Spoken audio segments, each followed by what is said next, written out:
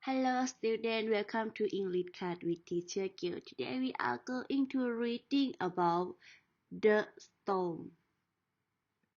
มีพายุ มีมรสุม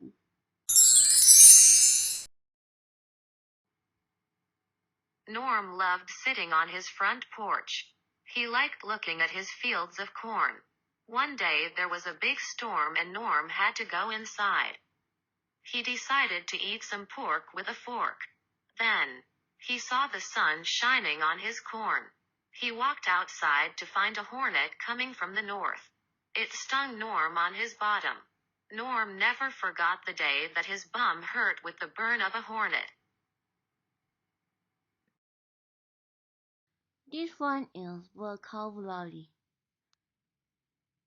เรามารู้จักกับคำศัพท์กันดีกว่าค่ะ